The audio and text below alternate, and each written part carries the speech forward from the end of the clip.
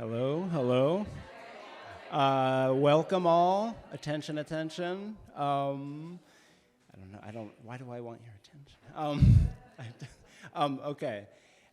Welcome everyone. Thank you all. This is incredible. Thank you all for being here. Thanks to all of you out there on Crowdcast, somewhere in that camera, and then it goes into space and whatever. Wonderful. This is amazing. We're very grateful. I should say who I am. I'm Mike Wendt. I'm the program director here at Woodland Pattern. So on behalf of Woodland Pattern, thank you, Bre.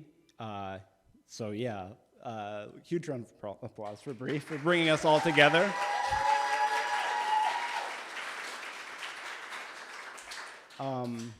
Celebrating the sort of culmination of Bre's project, amazing community project as Emerging Poet Fellow through Woodland Pattern.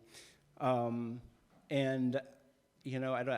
want to go on for too long, but I just want to say thank you for realizing, any project, but thank you for realizing specifically a project that is like so appropriate to what we do and what we value, which is, of course, poetry, right?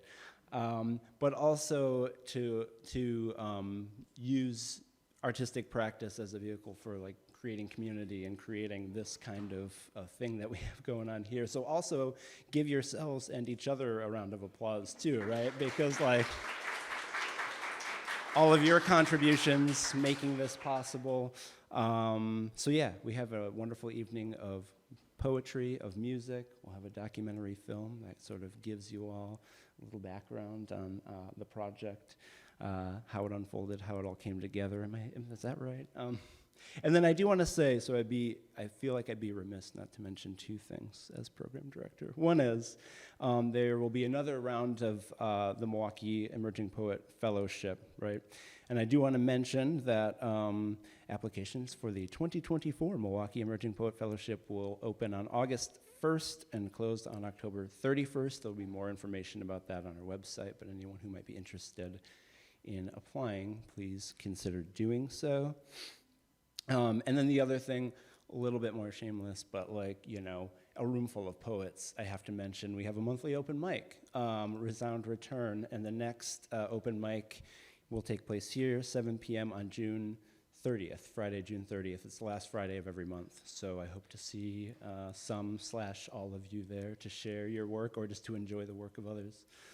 I think that's all I have to say, but thank you so much, Bre, and thanks to all of you. And now it's my great pleasure to welcome Brenda Cardenas, who worked with Bre on this project, to say a little bit about the fellowship and that process. So, Brenda, thank you.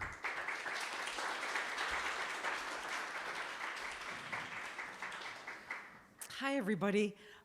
It's so great to see a lot of faces that are new faces to me, even though I'm here at Woodland Pattern like a lot, right? And that is part of what we were hoping would happen with this project. We really wanted this fellowship to be about supporting both with time and energy and also a little bit of funds, right? Supporting a young emerging poet so that they would be able to do their work and receive a little bit of mentorship. And I was lucky enough to be the mentor for Bre. And then, so we wanted that, but the other thing we really wanted with the project was we wanted someone who would, as Mike said, reach out and make poetry something that isn't just, the poet alone solo in their little office, in the middle of the night by themselves, but that would, open it up to community, make community part of the process of making poetry and playing with words. And Bre did that in so many different ways in their project, with their buttons, the poetry buttons, and their typewriter poems, and so many different events and festivals that Bre would attend. And I saw every one of them come up on Instagram, right? And then with the project that some of you, I'm sure, participated in, spray painting the poems on the sidewalk, and we'll be learning more about that.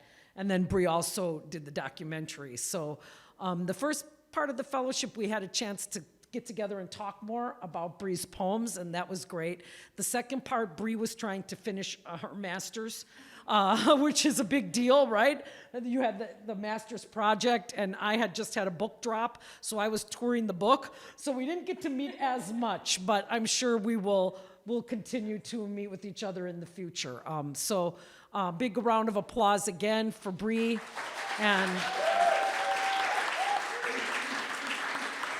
and for Woodland Pattern for dreaming up things like this, right? Okay, I'm going to turn it over to Bre.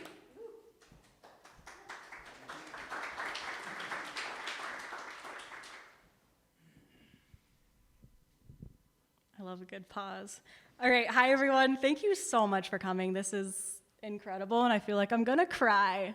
So this is a good sign. This is a good sign.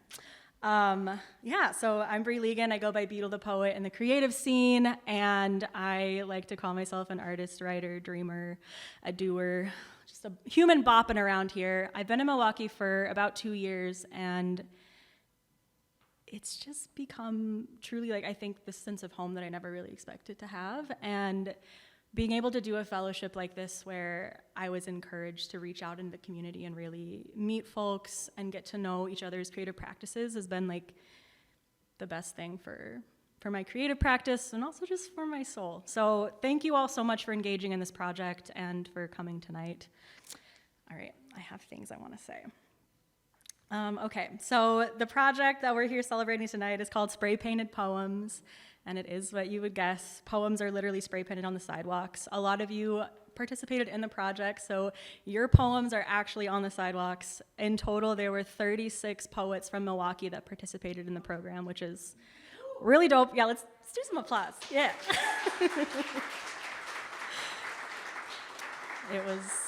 It was so wonderful getting to read everyone's works and reading more about the bios that they submitted, and then also meeting you all in person once we did spray paint. So it's been great just feeling that sense of community.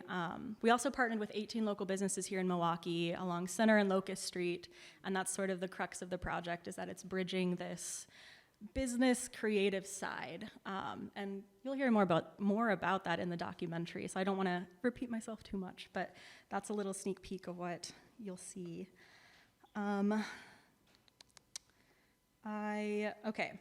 Speaking of sort of the partnership with the businesses and poets, it's part of an asset map. So today I actually ran around to all of the local businesses and I handed out these square pieces of paper. You can actually get them at the front desk here at Woodland Pattern too.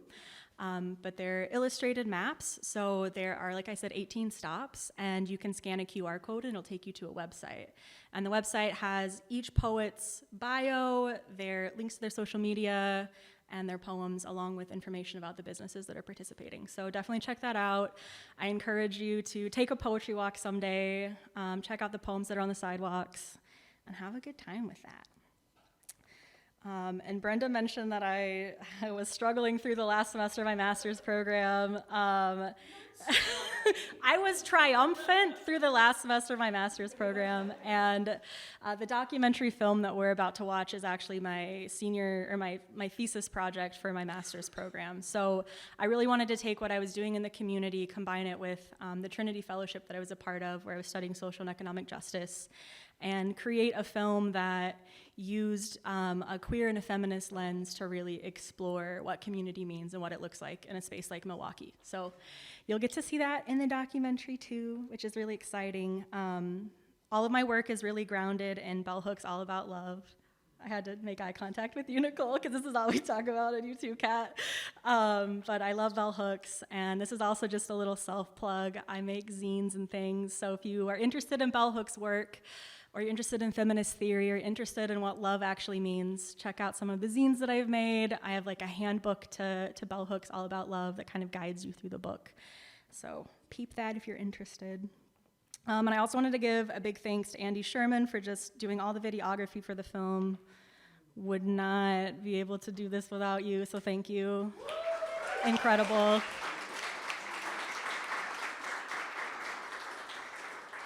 And I also wanted to shout out, there are 3 local musicians that actually contributed music for the documentary, so you'll be hearing their music in the film as well. So Jorge Vallentine, which is going to be, he'll be performing for us tonight later. has a poem on the sidewalk. Also, Next Paperback Hero, he has a poem on the sidewalk. And then John Justice also contributed a lot of really great music.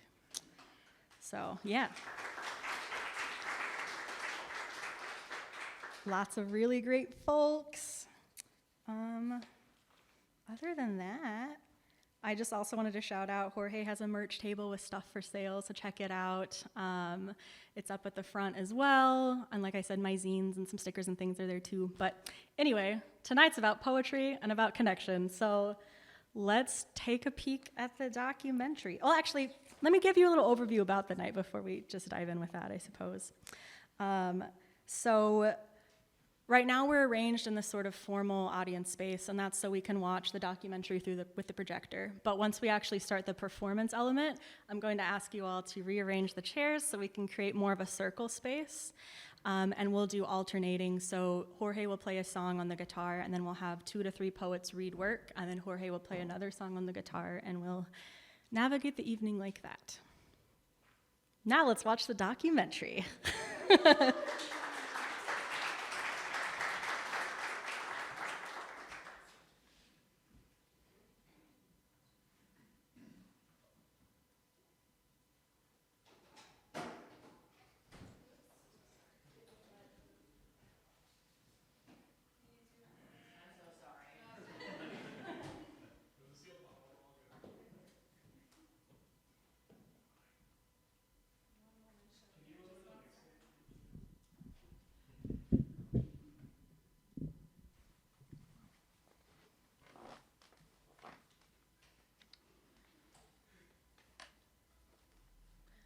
Okay, here I am. Yeah, it's kind of weird interviewing yourself, but we'll see what happens. Okay. My name is Bre Legan. I go by Beetle the Poet in the creative scene, and I'm an artist, writer, and a dreamer. I'm a 4th and 5th grade humanities teacher. I'm a mom, but I've always been a writer and a poet. I'm an artist and a creative person. I like to kind of have my hand in everything, I guess. By profession, I'm a mechanical engineer. I am a grower. I'm a dancer. I am a professional astrologer. I am a social media manager. I'm a student. I am going to school for musical theater and dance. I'm a Milwaukee musician. Professionally, I'm a filmmaker. Unprofessionally, I'm a filmmaker. And even more unprofessionally, I'm a poet. I'm an engineer by career. I am a PhD student. Yeah, I make music under the name Next Paperback Hero. I am a digital illustrator in Milwaukee. I'm a journalist by profession. I'm a bunch of hats. I'm a chef hat, I'm a poet hat, I'm a teacher hat. I try to be all those things at once without exploding, and sometimes I do.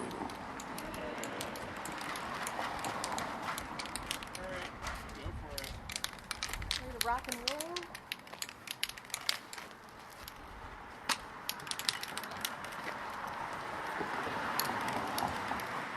Are you here for spray painting? Yes, I am. Sorry. Oh no, welcome.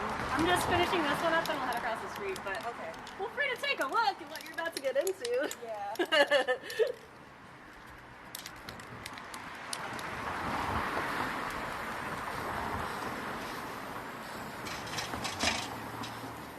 I really wanted to get to know folks in the creative space, and the best way to do that is to bring people together doing what they love. So that's where spray painted poems sort of emerged. This project is really simple. The idea is that you collect poems, you collect lyrics, you collect short works of writing from people that live in the spaces that you want to bring together. So 36 poets submitted work, 36 poems are on the sidewalks in front of 18 businesses or really important places in the Riverwest neighborhood.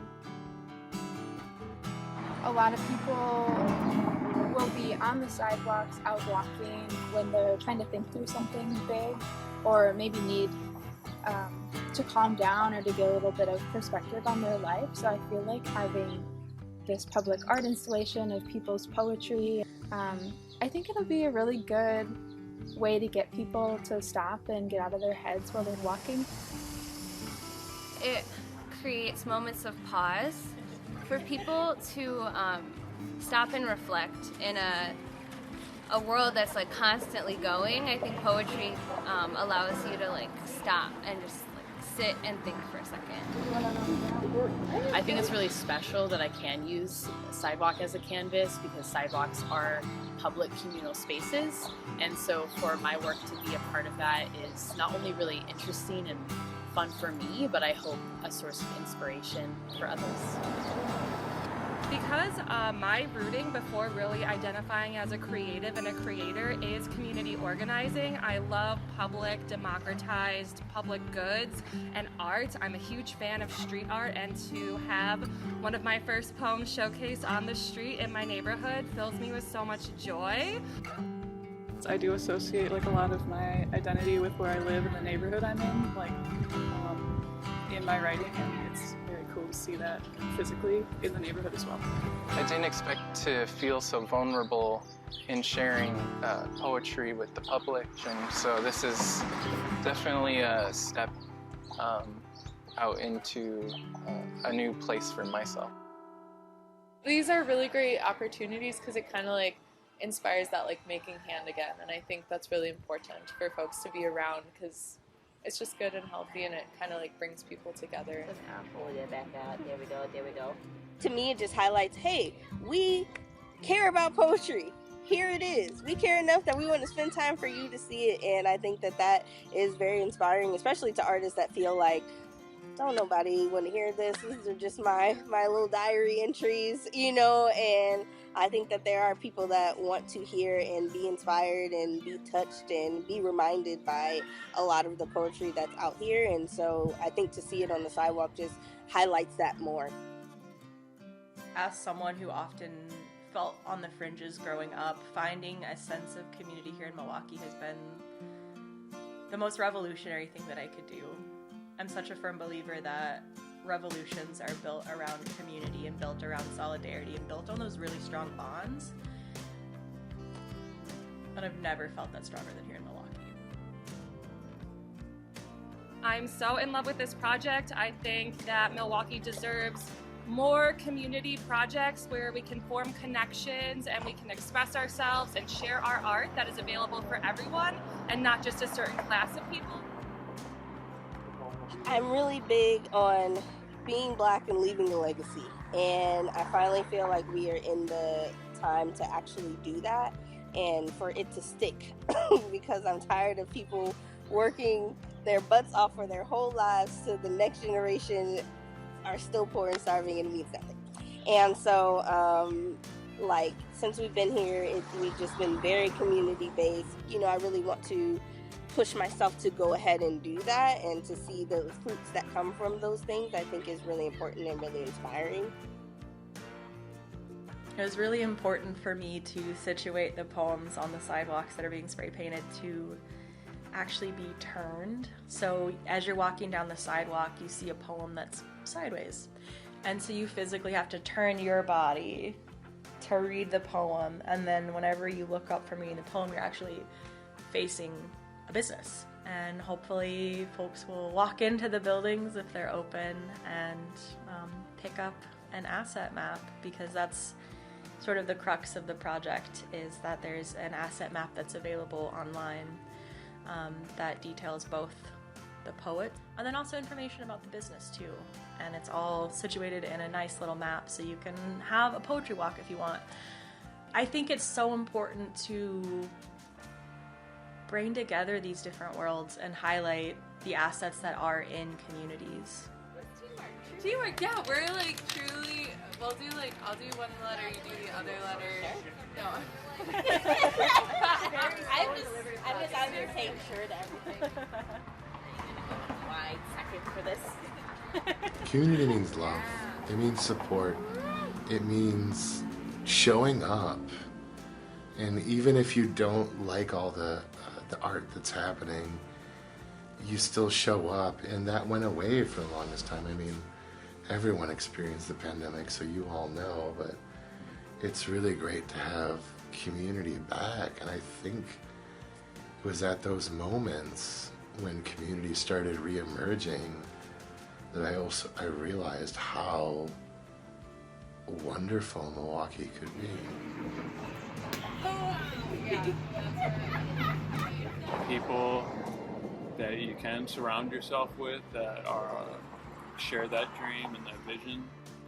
I don't know if any of us are really able to put it into words exactly what we hope to get out of our work and contributing to the city, but I think everyone is committed to forward progress, and that's exciting to be a part of. Coming to Linneman's that we're outside of right now is like a great spot for, because that's kind of where everything started for me in the last few years. Meeting a lot of people, working on myself in a lot of different ways in life. So it's come to be, you know, more of a real sense of home, more and more community.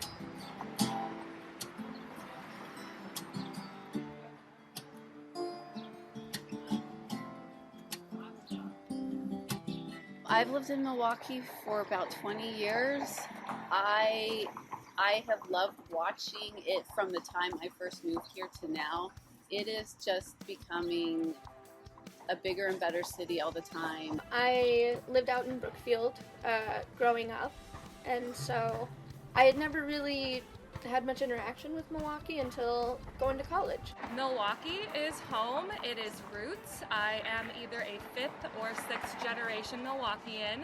I've been here since I was, I think, like 4 or 5. I have I've been in Milwaukee for less than 6 months. Milwaukee means the world to me. I've lived here for 30 of my 36 years. Milwaukee is, I would say, very metaphorically, Milwaukee to me is a leap of faith more so, since I applied to 19 schools in the United States and I got a full ride here, so I came here. I've lived here for about a year. Milwaukee to me is the freedom to become who I want to be, a safe space to be able to find myself. Milwaukee is my home. This is where I've been off and on for almost all of my life in some way, shape, or form. When I lived in New York, I couldn't shut up about Milwaukee.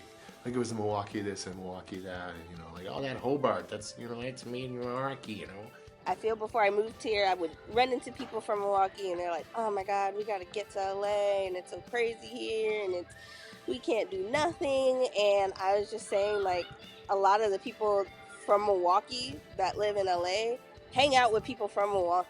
And I'm just like, y'all, you just took your little hopes and dreams to Los Angeles and said, we're gonna make it happen here. But like, if you do that same thing here, you're gonna make it happen. I've been gigging a lot. I have probably 15 to 20 sets of music next month, for example. So as for poetry, I've done some open mics at Linneman's that they have on Mondays. But as for performing, I started performing last year and I performed about 10 shows. Most of my poems I actually type in the notes app on my phone. I've actually never presented my poetry in real life. This was a first time thing for me. I've been published before quite a bit. I published a book of translation in 2019. I have never presented poetry. It's definitely more of a personal thing that I do. I'm hoping to start reading my poetry again, but it feels a little bit more intimidating at my age. I'm brand new to poetry and writing, but kind of falling in love with it. I've self-published a lot over 20 years. I've put the poem out myself from a project in college. It was a project on black farmers, the loss of black farmland, the Great Migration, and environmental racism. I like the anonymous poems. Yeah, there's just something about that that's really fun. Something different about them. Feels like there's more possibilities with anonymous poems. I feel like it's a very fun medium to be able to spray paint your work on a sidewalk. I feel like that's something not everyone can say they've done. Got a good steady stream. What you don't know is they actually spray paint. Nice. I'm actually Banksy. I know a lot of cities do have just public art and things like that we're getting more and more of in Milwaukee, I think. And that's also something to spread, because creativity is a way to get the things out that maybe you don't have somebody to hear you about, but you can give yourself permission to create something. Basically validate, yourself and your own words and your own ideas by creating something. Every single stencil was designed, was cut. I pulled every single letter out of the cuts.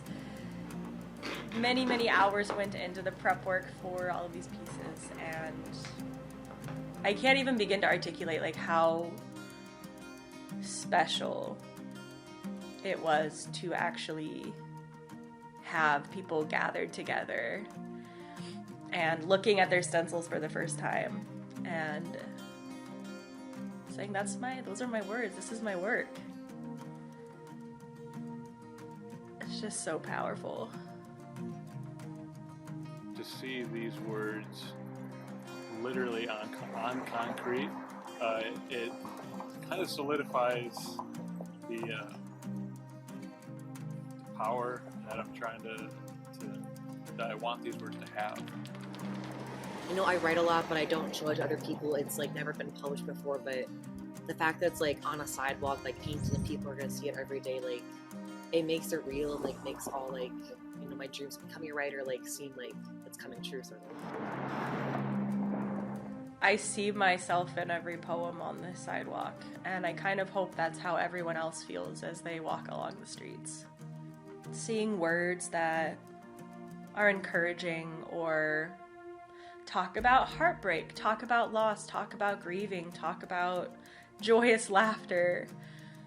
I feel like these poems really represent this spectrum of human existence, and that's not something that you typically have access to as you're just going for a walk. I hope it touches other corners of the city. I really do. And especially ignored corners.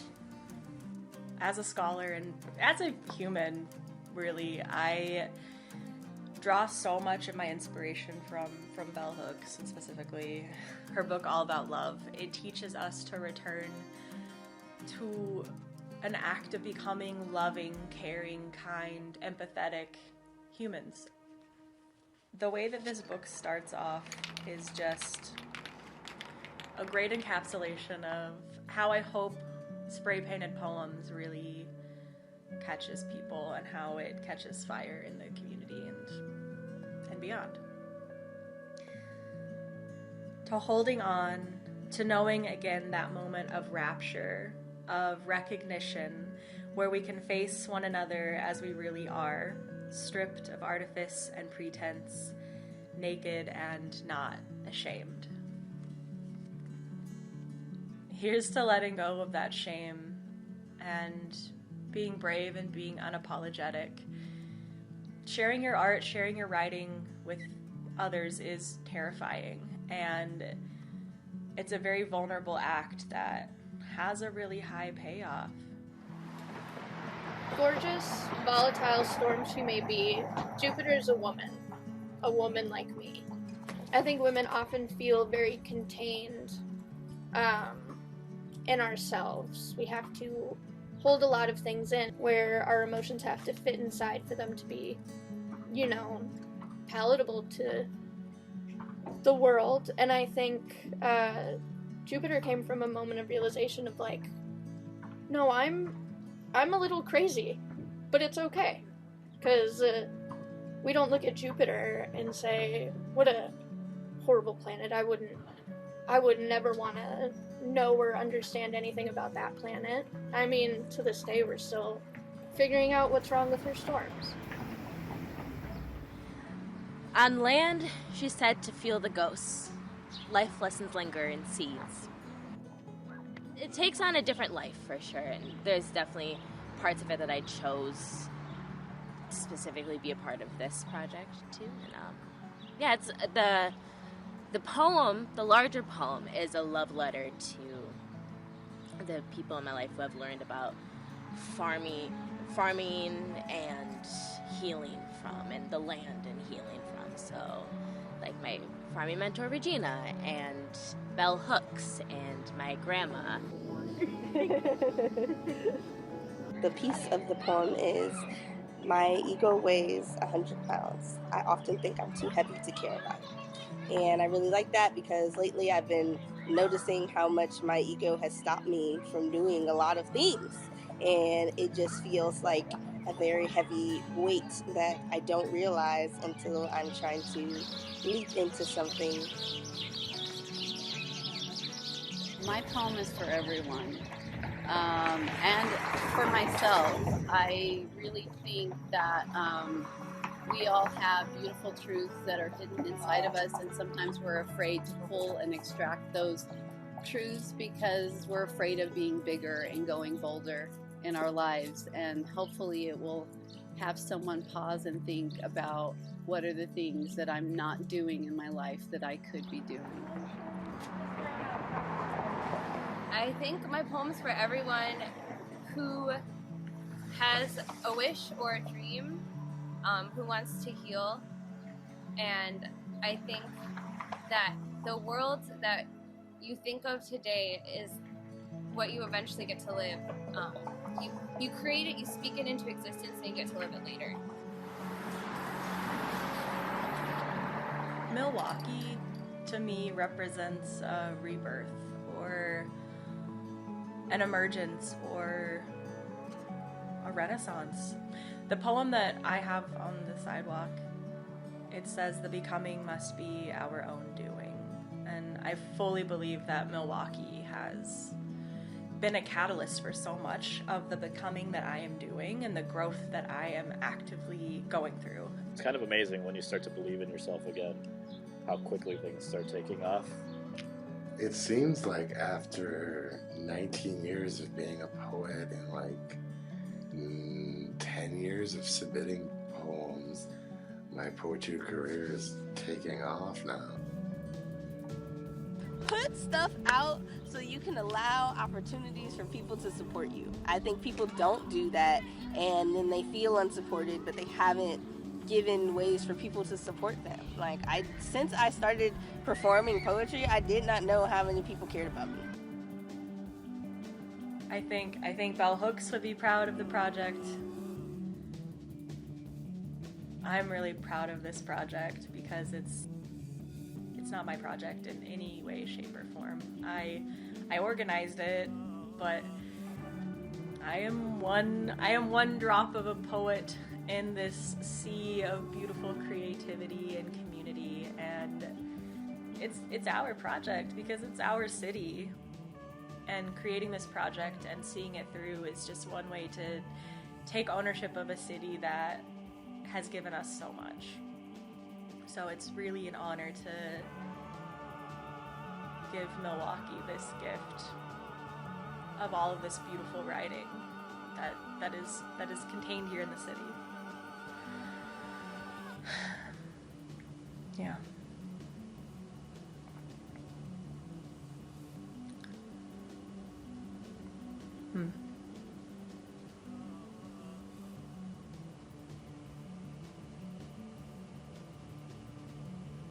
Yeah.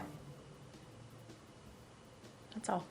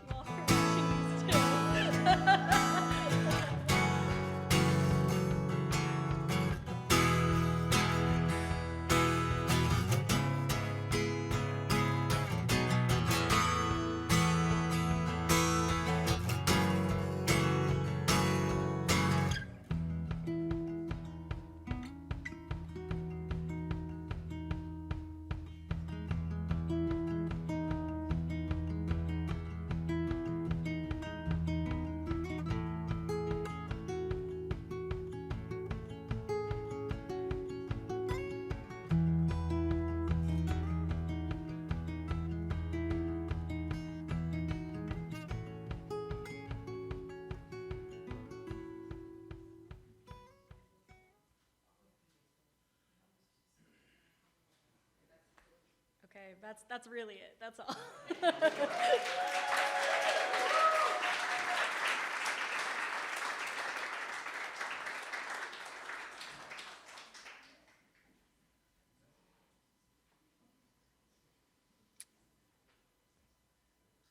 Okay, welcome back.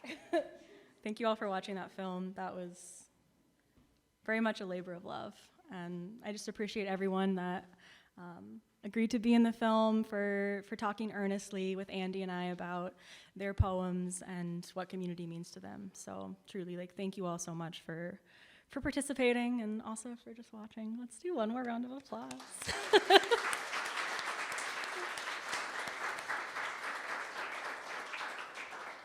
Okay, and now we're moving into the second part of the night, which is really exciting and requires some shifting.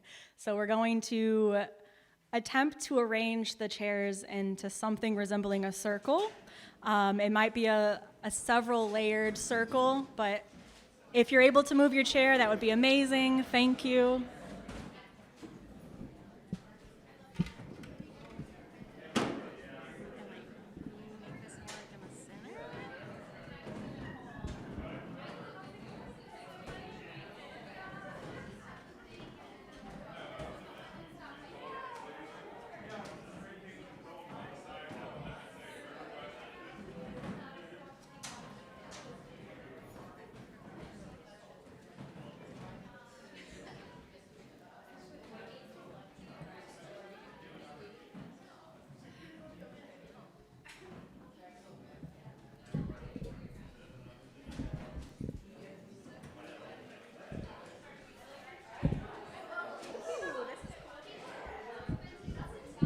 Yeah, right?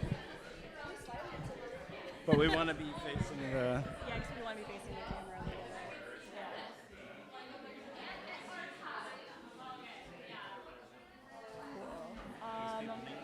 Cool. Oh, this is so handy. Okay.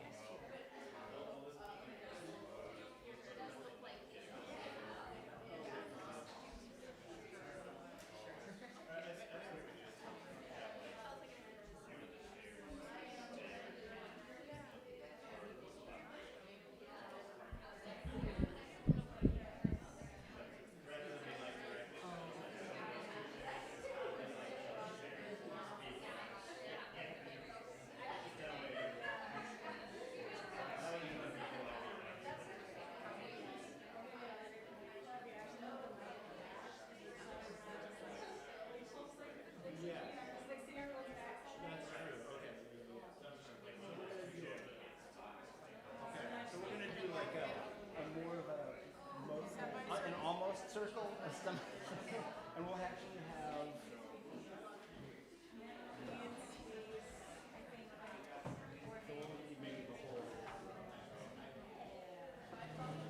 Yeah, so we'll leave, I'm sorry, we'll leave you...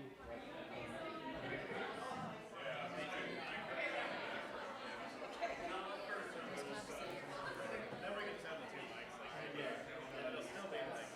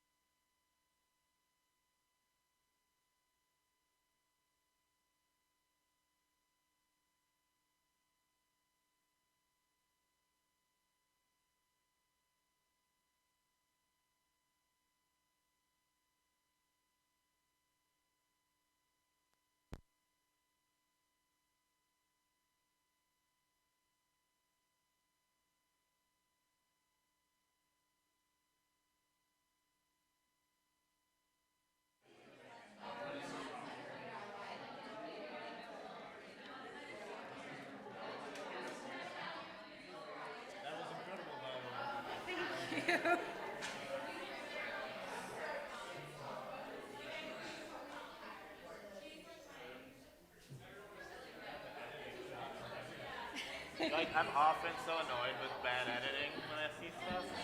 That was so good. I really, really appreciate it. I think that's why it took me so long, is I just like... But it makes such a big difference. So, like, it paid off. Yeah, it was worth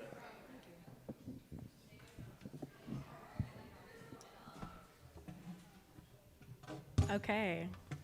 Good job, everyone. Look at this circle. I love it. All right, let's see what time it is. 8 o'clock. We're not too far behind. We're doing good. Okay. So in all of my nervousness, I was supposed to read a poem before we watched the documentary, but I didn't do that, so I'm going to do it now. And the poem that I'm going to read is actually called The Becoming, which is what the film is called, and it's the larger piece that the poem that I have on the sidewalks was taken from.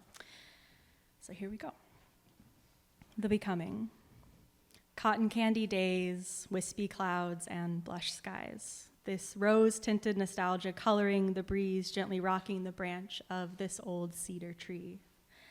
A small cocoon hangs in this fuzzy memory, dancing above my head in the breathy wind, and my eyes are wide in wonder, shock, and confusion as my great-grandma tells me a story about the caterpillar becoming, this creature struggling to leave the hardened cocoon, its wings crumpled and wet, how the soft caterpillar body transforms one night. Magic replacing leg with wing, slender beauty resurrected from the tomb it entered. My small hands reach to help the poor creature escape the prison, and my grandma swats my fingers back. The butterfly, she says, must help itself. The branches hang lower now, and my old cedar mourns beside the desolate house, and it creaks in the sad breeze. There is a new cocoon and an old voice in my head as the delicate casing cracks. Spindly legs reach out, my fingers mirroring but linger in the air. As I remember, the butterfly's strength relies on the struggle, how my soft hands mean death for this creature, if I crack open its home before it can free itself. You see, the struggle is hard to watch, but essential for survival. The becoming must be our own doing.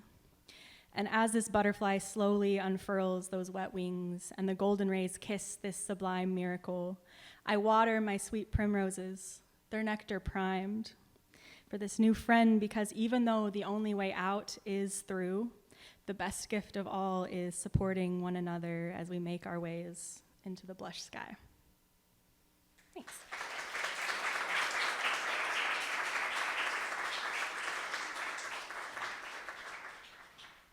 So yeah, that poem kind of started it all. That was one of the pieces in my portfolio that I actually applied to the Poetry Fellowship with, and it's just, I keep it really close to my heart. Okay, that being said, Jorge, you ready to play us a song? And also introduce yourself if you'd like. Jorge Vallentine and the Honest Love. Check. Hello.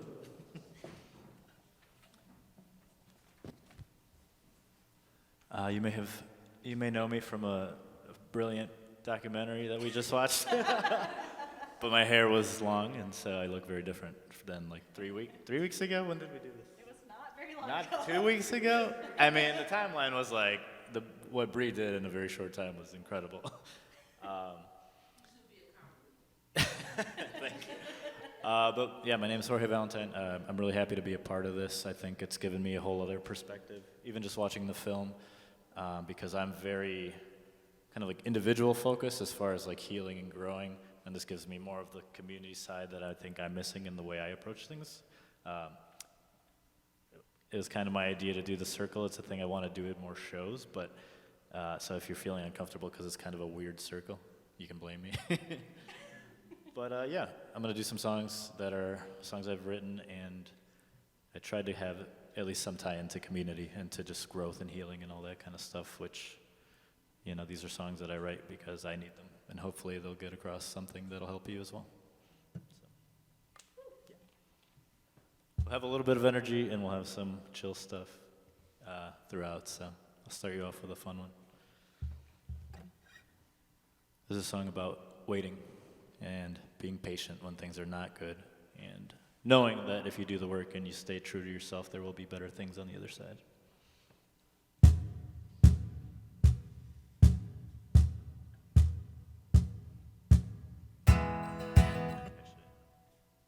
Foot tambourine.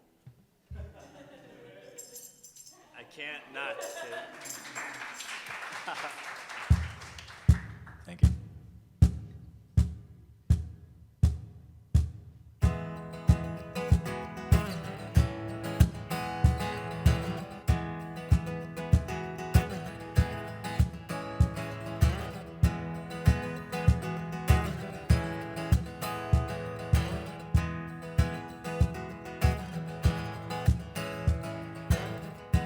I've been wasting my time trying to figure out what I want out of life deep in down.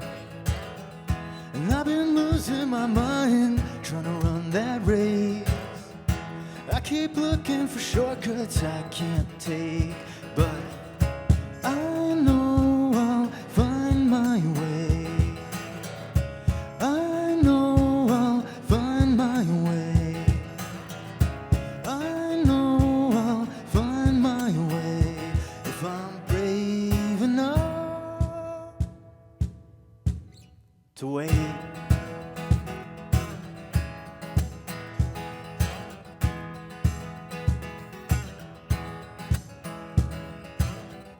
It's so hard to be certain of the things I do. Am I growing up and maturing, or is that wrong too? Think I'm scared of success and I just don't know why. Everything winds up in self-sabotage, but I know I'll find my way. I know I'll find my way. I know I'll find my way if I'm brave enough to wait.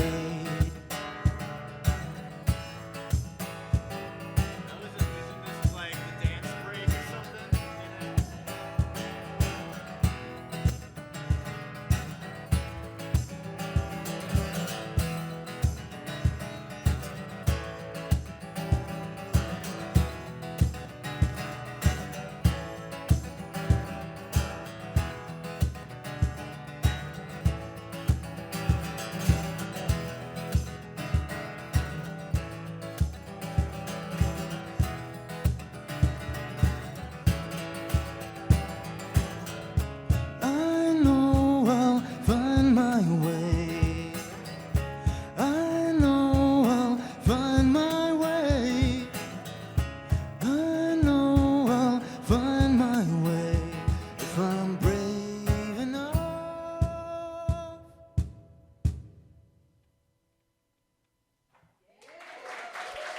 Thank you.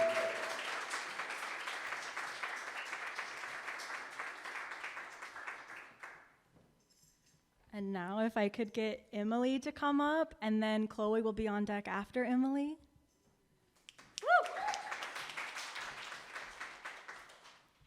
Thanks, Bre. Hey, everybody. There we go.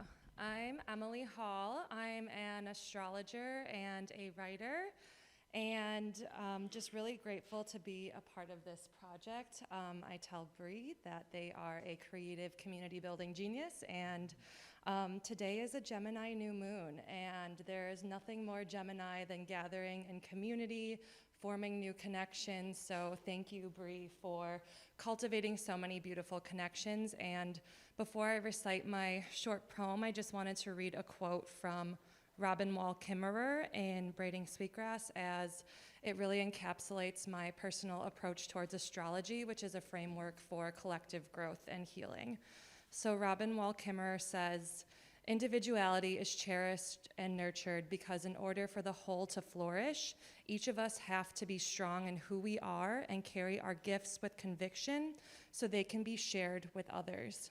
Being among the three sisters provides a visible manifestation of what a community can become when its members understand and share their gifts." And I feel astrology helps us all find our gifts, and I feel like this project is a beautiful example of so many poets and community members sharing their gifts to form connections. So my poem is a series of affirmations that I wrote and shared on a moon day, which is Monday. The moon in astrology represents our body, our emotional body, our physical body, and I am someone who has recovered from teenage years of eating disorders, so this is for anyone who has ever struggled with disordered eating or, having really hard times with loving their body. So my poem for this project was, I am human, I deserve nourishment, my body is beautiful. Thank you.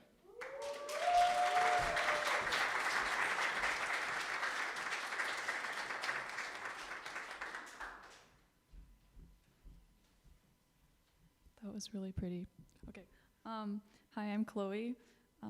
I'm an engineer and also an artist.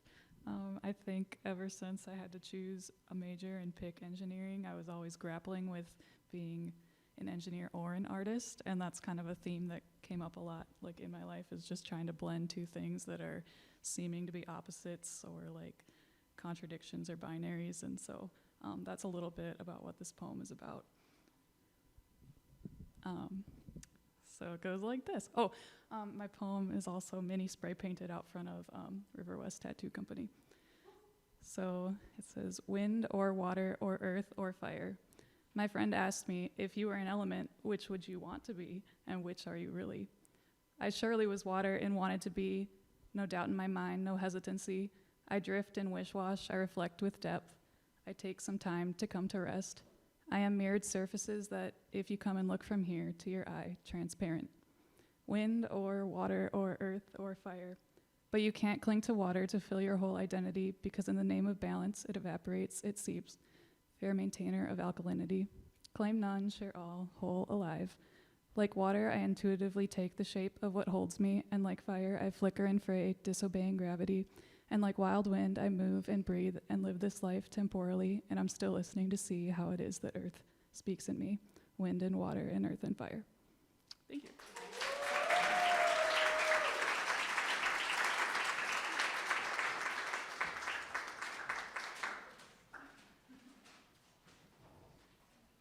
And now it's time for another musical number. Cool.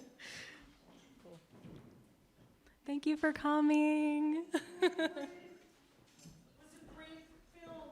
Thank you so much. Great film.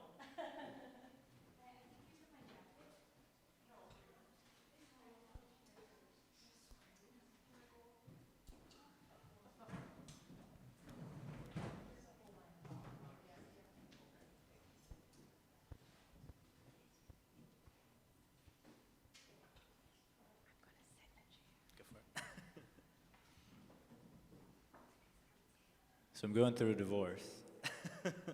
This is where the personal and community things tie in together, I think, because my buddy John, who was, I think, 4 or 5 songs of his were in the film, and he did a great job with that, because I think his music is so uplifting, and he used to be a therapist, so it makes perfect sense. But there's a song I wrote that I kind of consider like an intermediary or intro to whatever album I have coming in my mind. It's called Restless, and it's kind of just about changing, leaving places that are not good for you anymore. And I think that applies a lot to community as well, because for a long time we tolerate things that are not good for us. And it's when kind of the collective people realize we don't have to tolerate this anymore, that we come together and we're like, let's change that thing. So thank you all for being here. I think that's kind of like a part of that step forward as a group. So.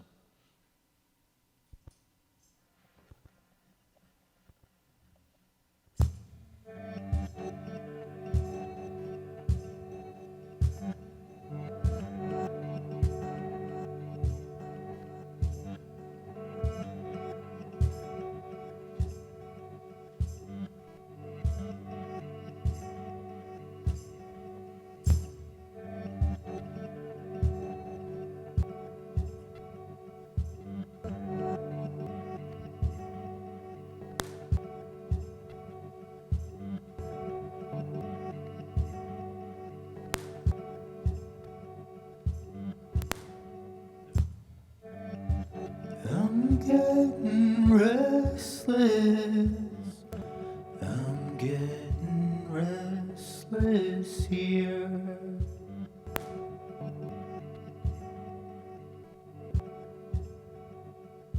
Don't plan the future with me in it, my dear.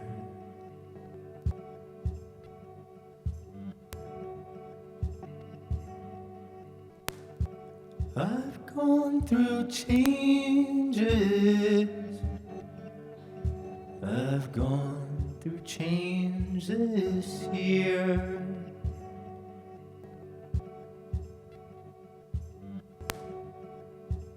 Don't plan the future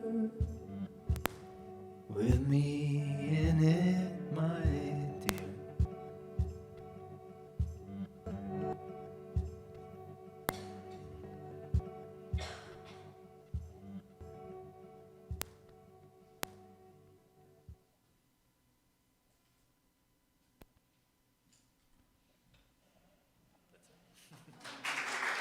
Thank you.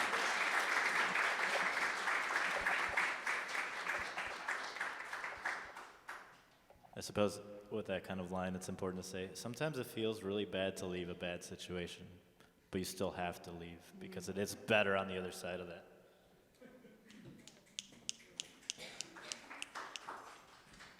It's like that in itself is poetry.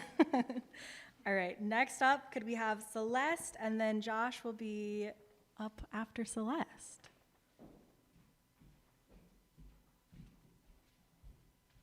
Good evening. I am so grateful for this opportunity. I'm Celeste. I'm also the mom in the documentary. I'm also the event planner, and I'm an artist and always have been an artist. And I just wanted to say, when you wrote, shared your poem about becoming, I just want to remind everyone that the becoming continues to happen over and over and over again throughout our lives. And it's a beautiful process. So my micro poem tonight is actually more of just a question. And I think our minds love a good question. I think a question sits with us and settles with us, and we think and we ponder until we have the answer to those questions that linger in our minds. And so I'm going to share with you my question that was spray painted on the sidewalk. What beautiful truth are you afraid to pull from the cavern of your heart?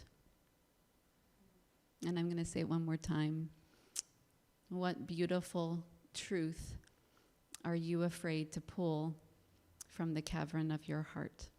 Thank you.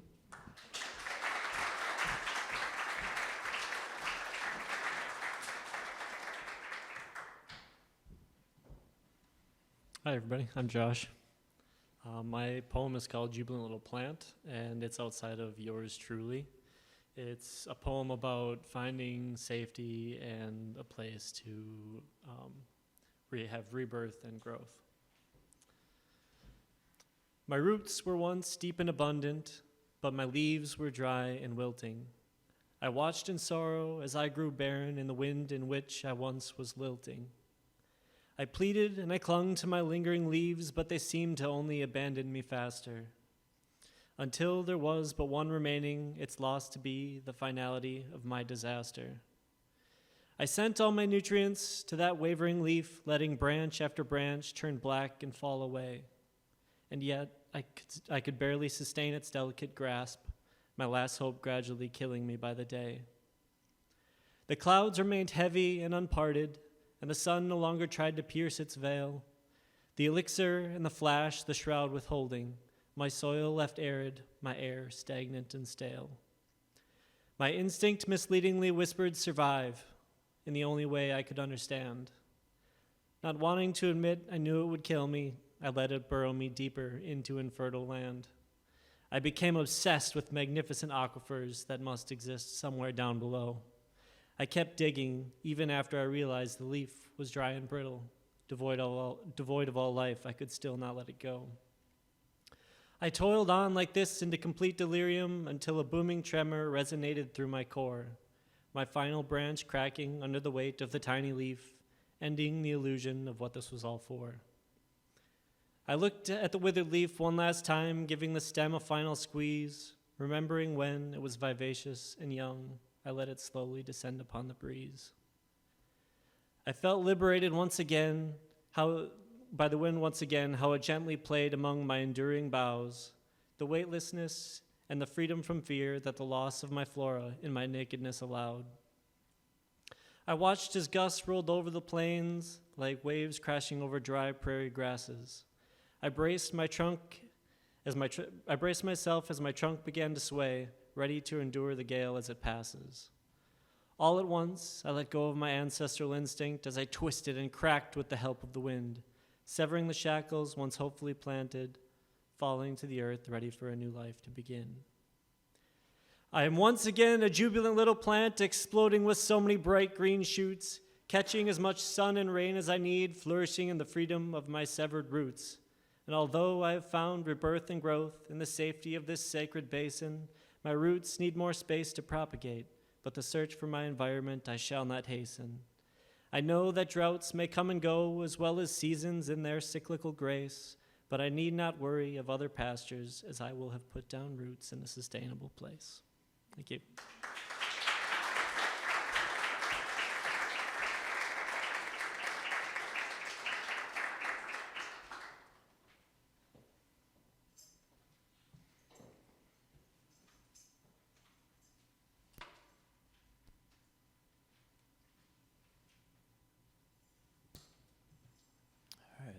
This is going to be the song that I took my lyrics from for the ones I spray painted onto the concrete outside of Linneman's. Those words were, "Learn to love yourself as you deserve." So watching the documentary stuff was very like, I definitely got to read that book now, but I already knew I had to. But yeah, it's really cool. I mean, I just think everything Bre said in there and is clearly living and believes in is so like aligned with the kind of stuff I'm trying to do. So I'm really happy to be throwing some songs your way that's related to that same kind of stuff. I think everybody in here is kind of on that wavelength though. So I hope not, if you're not already feeling that way, like after tonight, just, I'm gonna love myself like all the way. This is called Stockholm Syndrome.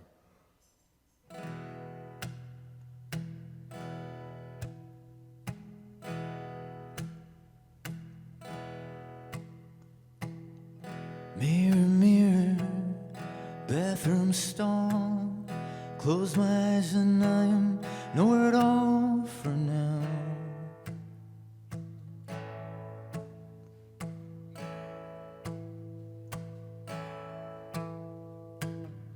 Leave a message for a friend.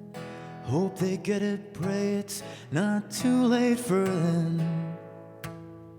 That all kind-hearted people find their strength.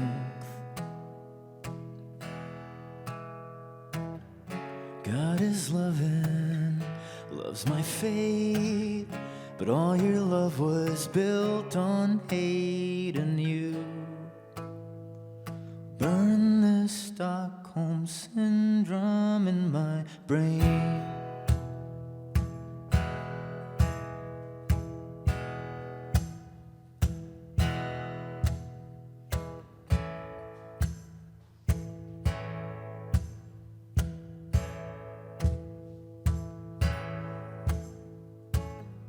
Mirror, mirror, sees me true, knows the worst in me could never be like you.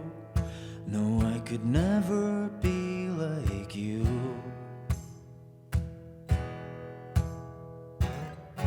God is loving, loves my fate, but all your love was built on hate, and you burn this Stockholm Syndrome in my brain. So though I know I'll get confused, though I know I'll dream of you, and though the memories will remain, promise me I'll stay away for good and learn to love myself as I deserve.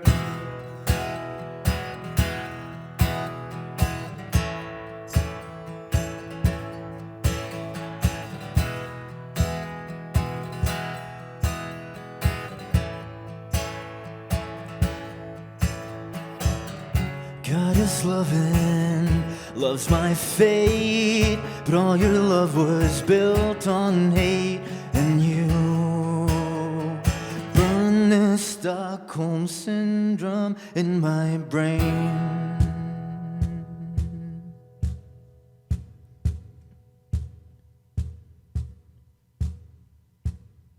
Mirror, mirror, amplify all the colors of this light we hold inside. Let all our spirits bloom tonight. God is loving, loves my fate, but all your love was built on hate, and you burn this Stockholm syndrome in my brain. Thank you.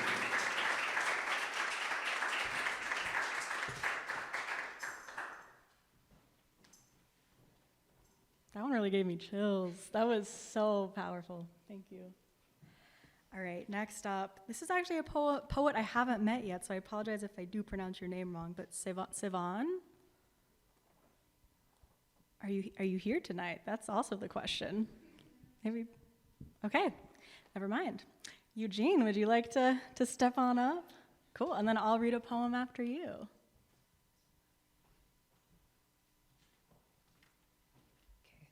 Hi, my name is Eugene. I'm an actor and a writer in Milwaukee now. The poem I'm going to share with you, the quote is inspired from it. That's on the sidewalk outside of Rock House. I kind of wrote this poem about transitioning and finding like peace in my identity. Like, unfortunately, there is a lot of hate today directed towards the trans community, and I wrote this in spite of all that to show like the joy I find in experiencing just like mundane activities, the more of a complete sense of self now.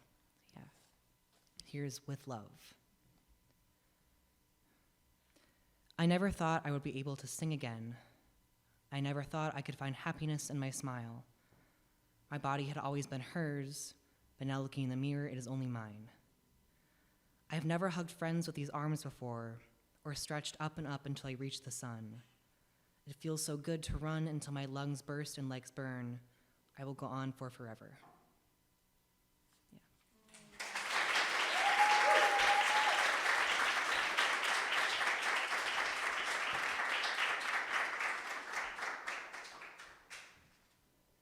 That was so wonderful, Eugene. Thank you.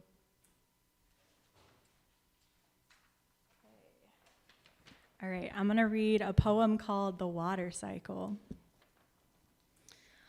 Falling in love with you was a kind of melting. This glass shell that I'd worn for 26 years forming cracks. The coldness dripping down my exposed skin. Your lips along my spine sending ripples into the depths of emotion that I didn't know I could possess. Falling out of love with you wasn't at all like refreezing ice cubes out of overstepped puddles, but rather evaporation, condensation, and then the rain once more. My heartbeat keeps me awake at night so that I know I am still alive, even though I never noticed it before. I never realized the many uses that my heart had. Too late now, I don't understand what language it speaks. I try typing the thumps and pitters into my laptop, but Google Translate still hasn't found how to turn water into words or an ocean into a novel about your soft skin and my bruised bones. The heart is never as simple as a copy and paste translation. The heart is a burning shipwreck under 4,000 layers of sea. And I am here now dressed in my diving suit of metal and plexiglass, not easily shattered, ready to salvage what I can from the wreckage so that I can resurface into my own skin. I touch you and my heart undergoes the water cycle. Evaporation and condensation, and then always this rain. Thank you.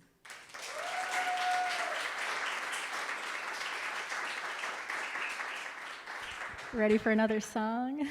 This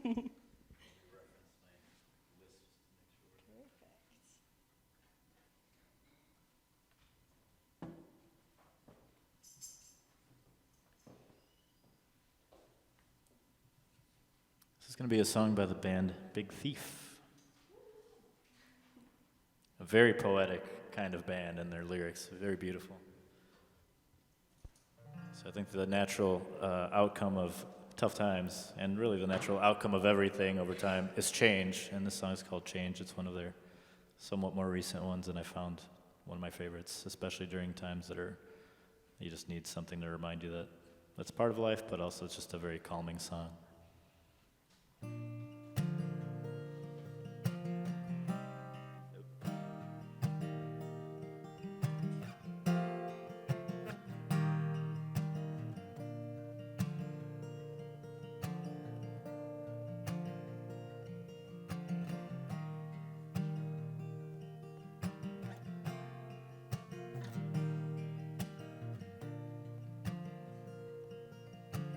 Change like the wind, like the water,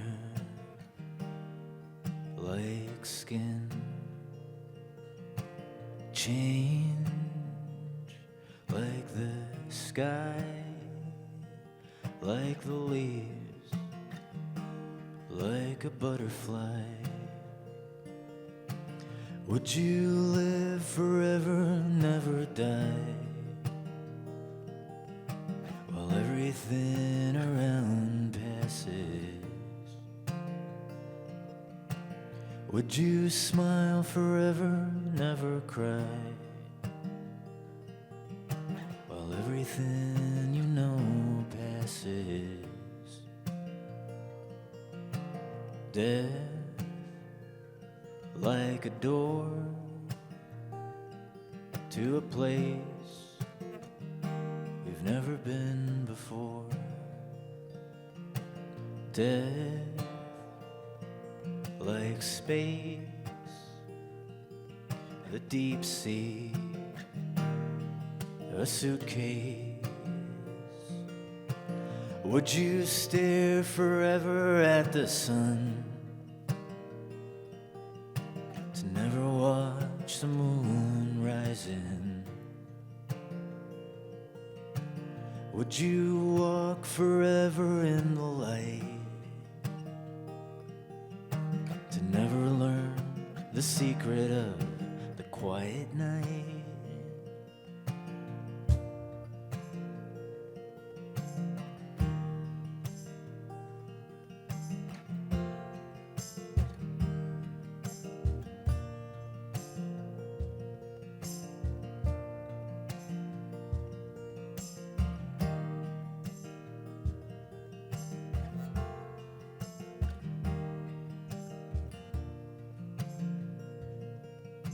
Still like a stone, like a hill, like home. Still what I find is you were always on my mind. Could I feel happy for you when I hear you talk with her like we used to? Could I set everything free and I watch you holding her the way you once held me? Change like the sky, like the leaves, like a butterfly, and death like a door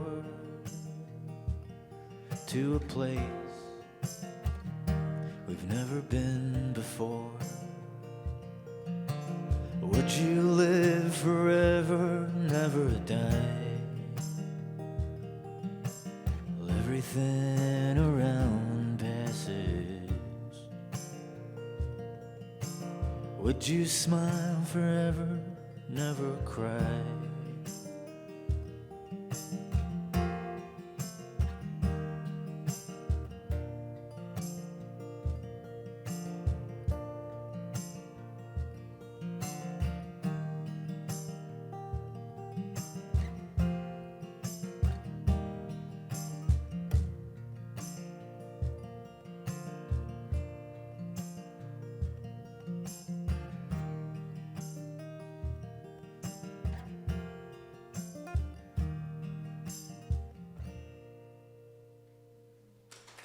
Thank you.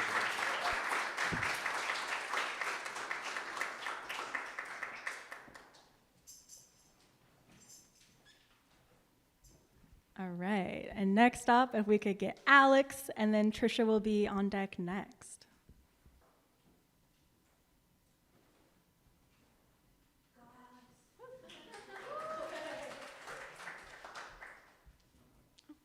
Thank you. Hi. Thank you so much, Bre. First of all, this is my first time ever sharing my poems in a public space, so thanks all for being here. Thank you. I just thought I'd start with a little science fun fact. Jupiter actually rains neon. It's mostly hydrogen, but hydrogen and neon. And something about that has always stuck with me, kind of the way you just get weird facts. Like ticks are arachnids. Fun fact, they have 8 legs. But yeah, so that's one of those facts that has stuck with me, and I haven't always been told, but I've definitely heard from a few people that I'm a lot as a person, and I struggled with that for a while. So as I've come around in this, I guess, era of self-acceptance, it brought me back to the fact that Jupiter rains neon, and how freaking cool is that? So my micro poem that stems from that is called Jupiter. It goes as follows. Gorgeous, volatile storms she may be. Jupiter is a woman like me. Thank you.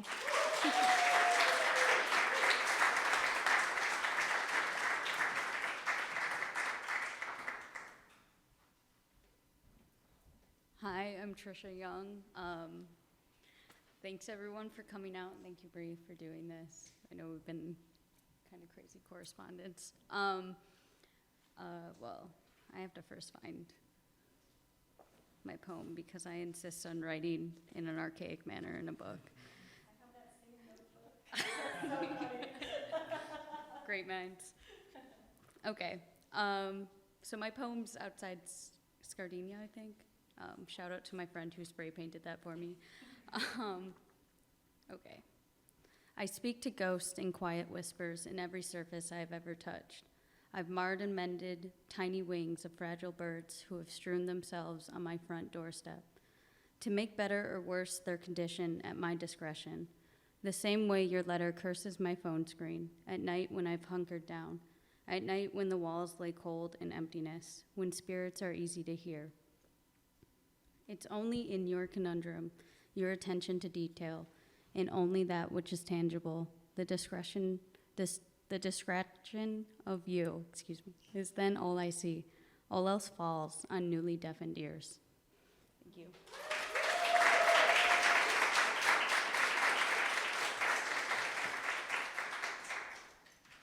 I kept feeling awkward that this is like right in front of you.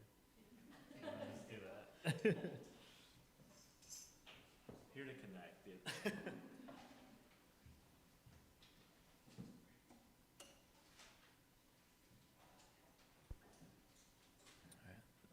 This is a song called Bottom Out. It's it's about hitting like rock bottom before things turn around, and about getting through those times. I'll shout out my buddy John, who was, again, he had a few songs in that film we just watched, and he was also the person that I called in October when I was like at a point where I was feeling so low that I just didn't think it was safe for me to be alone. And being the great guy that he is, he did, what he could to just be there for me in that moment, and I really needed it. So I hope this song can be kind of that in audio form for somebody. It's called Bottom Out. I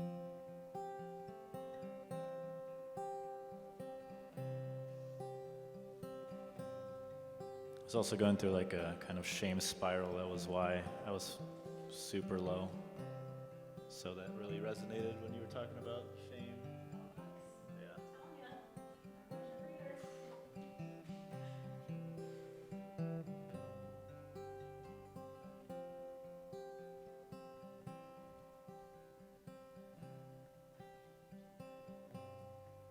There's no chance you're getting rid of all the parts of you hate. But the vision where you kill yourself won't help you escape. If this is a place you bottom out, just know you'll make it through. You won't lose yourself forever. You'll be whole again soon. There's no path for you to find, nothing left for you to prove. There's no wrong and there's no right. There's just me and there's just you. If this is a place you bottom out, just know you'll make it through. Won't lose yourself forever. You'll be whole again soon. So think about your mom.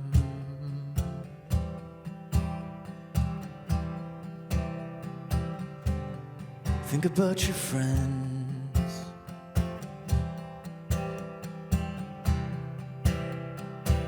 Think of everyone you love.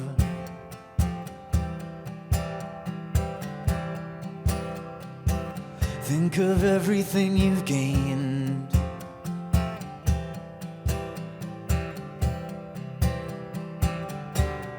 Think of who you are.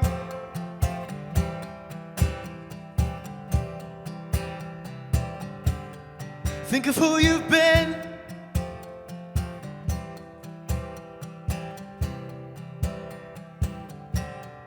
Think of how you've grown.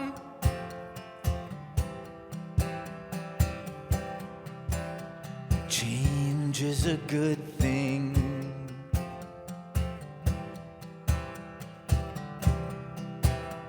Change is a good thing.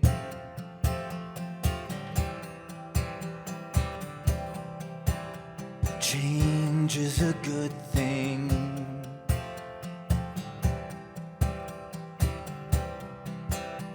Change is a good thing.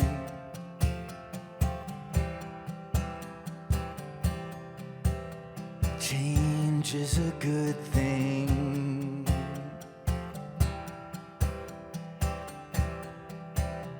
Change is a good thing.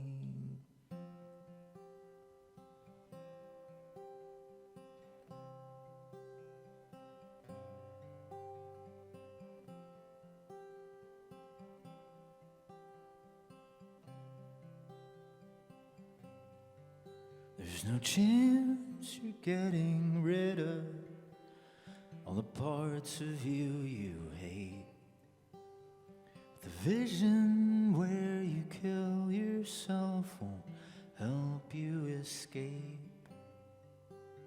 If this is a place you bottom out, just know you'll make it through. You won't lose yourself forever. You'll be whole again.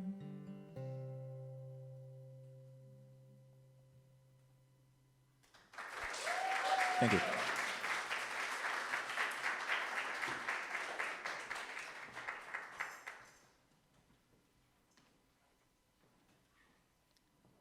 Okay, up next we have Aaron, but I'm not sure that I see them in the audience. So, thanks for coming. Not to make a big deal out of you leaving.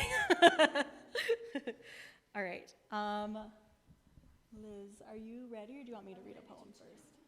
Do you want to tune while I read, or do you want to tune separate? It's very sensitive because I don't have my tune tiles. Oh, okay. Tune in relative silence. Okay. Cool. Hopefully. My tuner does work. If it doesn't work, then.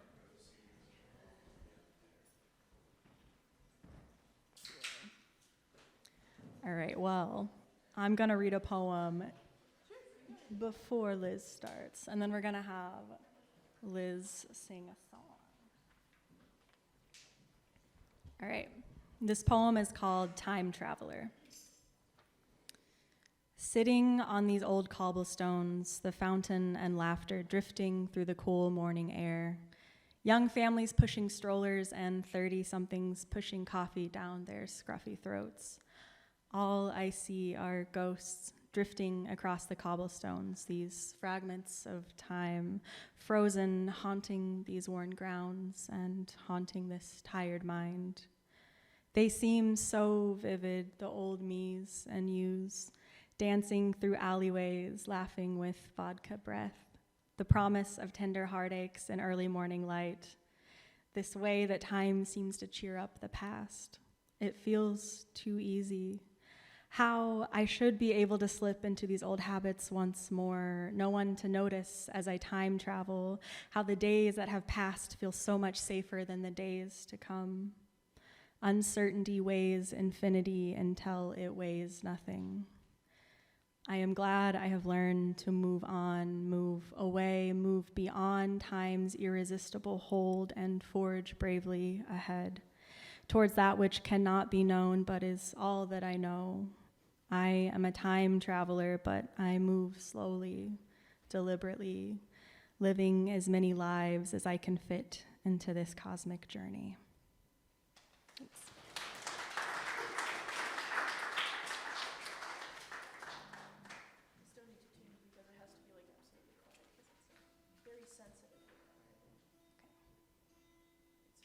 It happens. It happens a lot with musicians. So Jorge would know.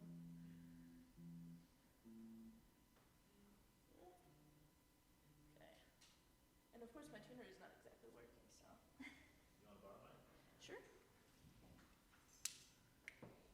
Thank you. Yeah, I know. Don't rely on technology too much. That's the moral of the story.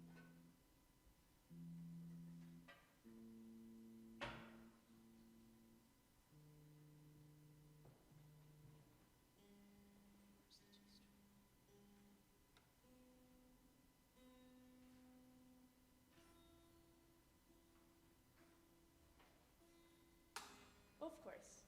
No. That's the story of my life.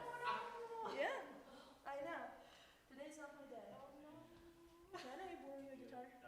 Yeah, because that's the only possible option. This should still be pretty good. No, I know. I really love this guitar because it was designed specifically for women, so it has boob space. The St. Vincent one, yeah. So I mean. Yeah, it's the St. Vincent one. I mean, it's the same principle. Absolutely. It's a different style, same principle. So I mean, it works. I'm sorry about that. I didn't plan for it. I hold it all the way here, so I mean, that's something. Yeah, thank you.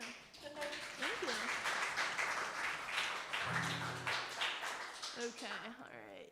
And of course, it's harder on someone else's guitar, but that's all right. All right, after everything. So I go by many names since, in the documentary, it wasn't very evident why I was applying to 19 schools. It's because I'm not from here. I'm originally from Russia. And I applied to 19 schools and got full ride here. So I came here in 2019, and I've been here since then, and I had no opportunity to return home and even say hi to my mom.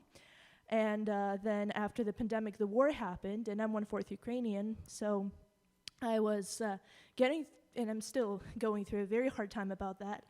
But a week after the whole attack happened, I wrote the song Armageddon, and basically an excerpt from the song is spray painted. And it's basically about those times that even if the world might end tomorrow, you are still surrounded by people that you love. And I devoted this song to my partner. We've been together for 3 years, and he's probably like setting up to play at High Dive later. So if you don't have anything going on after that, you can meet me there. My poem is spray painted next to the Jazz Gallery, and that's the song called Armageddon that I wrote.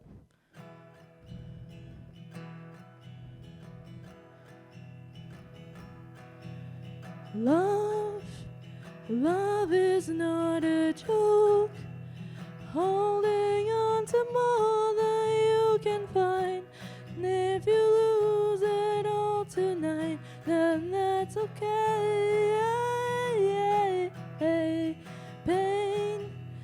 Pain runs through my veins. It already settled in my blood. And if tomorrow brings us flood, then I can stay. If the world ends tomorrow, I will have no sorrow. And if the world ends tonight, in the tunnel, you'll be my light.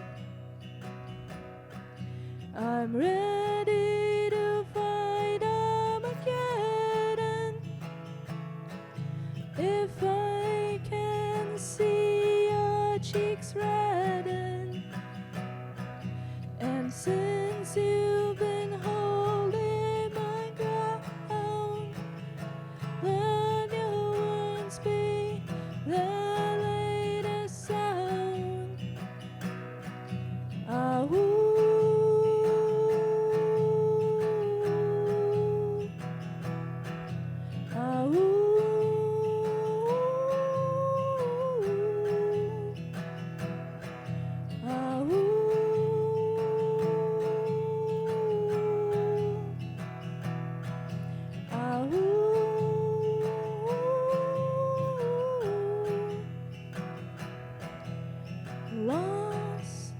Loss of home and heart, standing in the shell of broken dreams, makes it harder than it seems for you to say.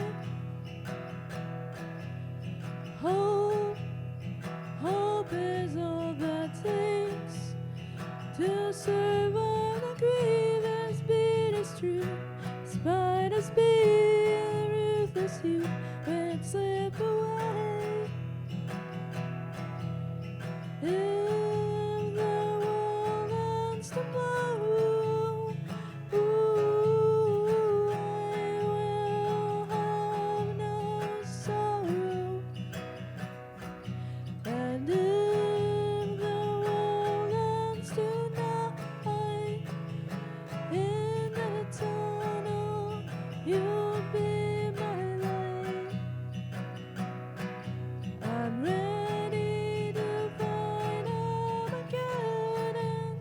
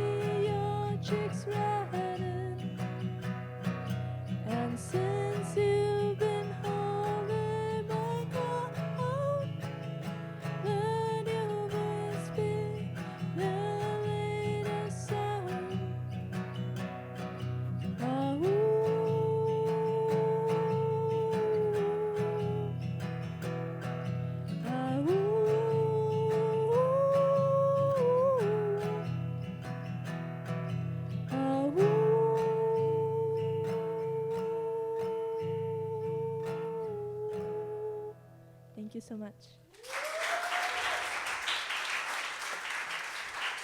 Thank you, everyone here. Thank you, Bre. And thank you, Jorge, for the guitar. That's the story of my life, everyone. That's just what it is. Thanks so much.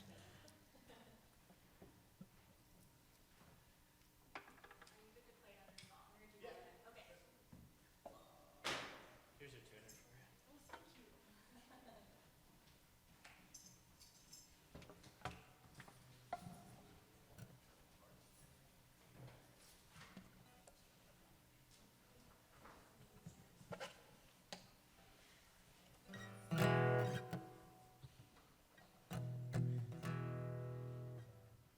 All right, this is a song called Make Your Demons Blink. Originally, I wrote it when I was working at the gym still, and I had a client who was having trouble with drinking and trying to get away from drinking so much, but being in an environment she couldn't really do that easily with the family environment she was in. And so it kind of became a general like song of support and being there for each other, so I thought it was a good fit for this, for tonight. And it's also one of those things of kind of like, no matter what shame you may be dealing with, you can always redeem yourself, and really we're carrying somebody else's shame anyway, right? It's like somebody else made us believe things were bad about us, so. There's a line in there about burning your sins away, essentially, so that's kind of referring to that part of it. So here's Make Your Demons Blink.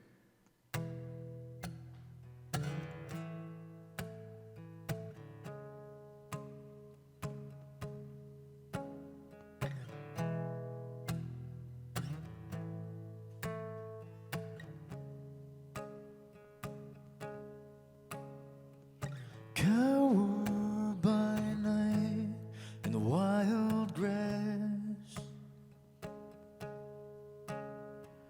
corn stalks to hide your living mask. Sprint through the maze, got you here. Chase down your ghost, get free, get clear. We're all here for you. We're all here for you.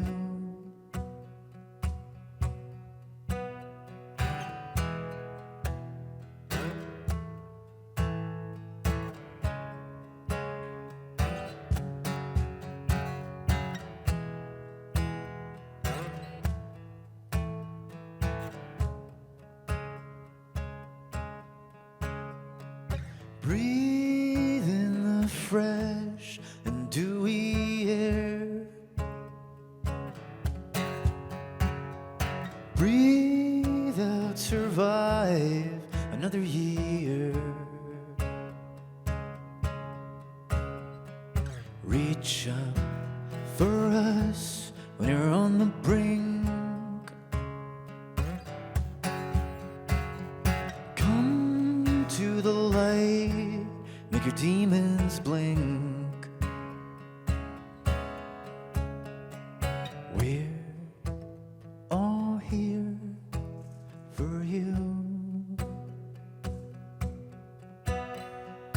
We're all here for you. We're all here for you. We're all here for you.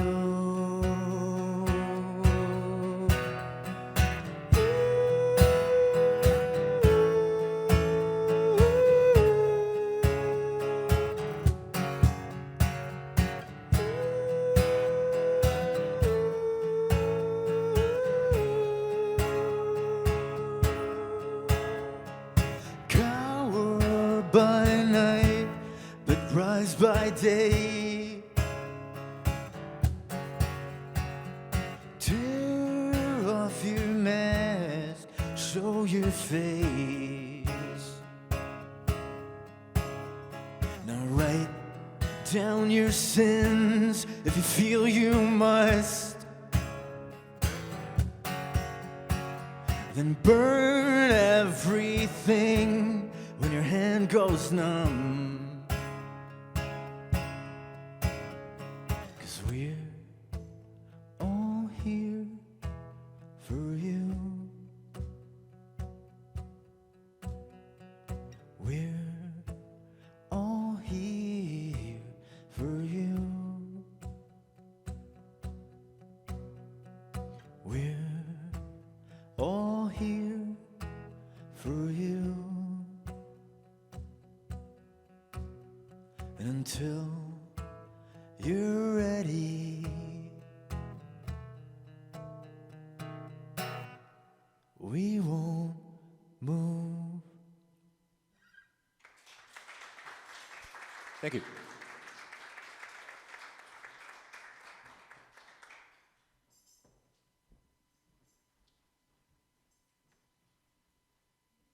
Okay, Peter, you ready to do some poems? And then Sophie, you're next. Come on up.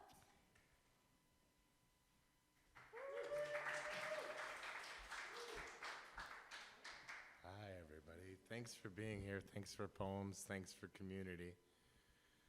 So the poem's in front of Woodland Pattern. No matter, whatever doesn't happen, I still love the spiky clouds you make into poems.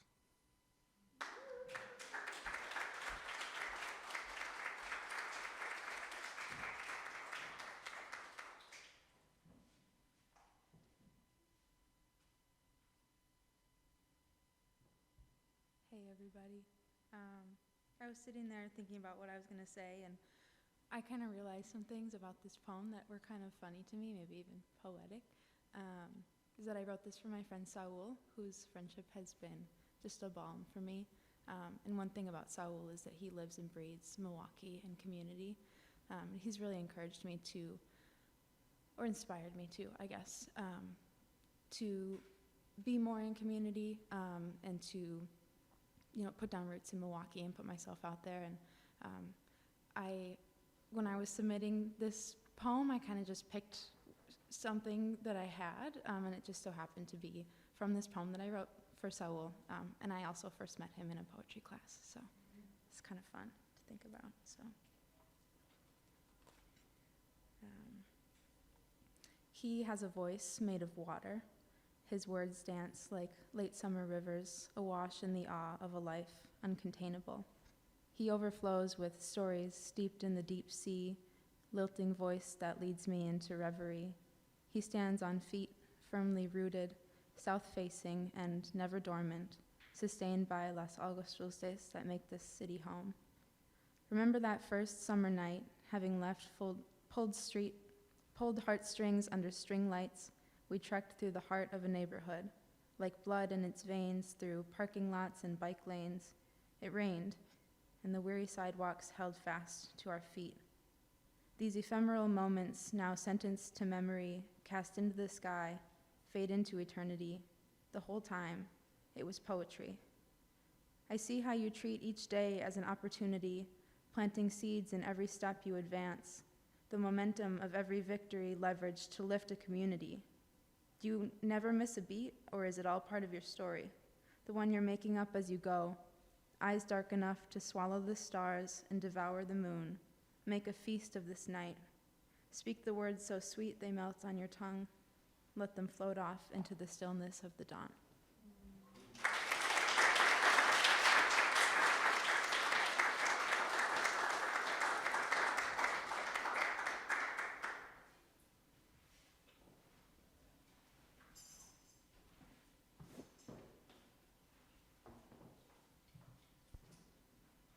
Long time no see.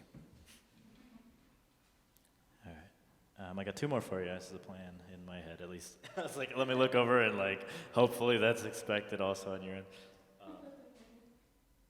Yeah, I think for a group to grow and for a community to grow, there has to be grace and forgiveness. And, mentioned, I'm going through a separation with my divorce, and I've done enough of the healing now where I'm like more and more able to forgive the things that were really hurting me, and so this is a song about that. And yeah, just trying to move towards that at whatever our pace is, because sometimes it takes a long time when we're hurt really badly. It's just about what love can be, which is why it's called that.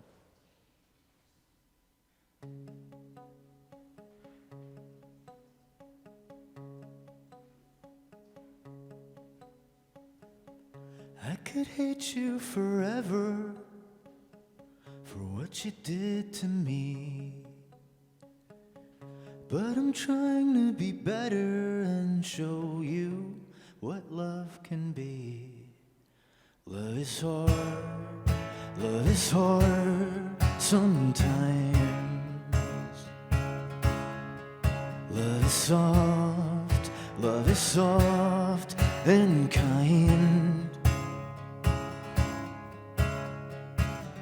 I could count all my scars up, Lord knows they're easy to see, but I'd rather forgive you and show you what love can be. Love is hard sometimes. Love is soft and kind. Love is raining in my hate some nights. Love is something we must choose to keep inside. Love is something we must choose to keep inside.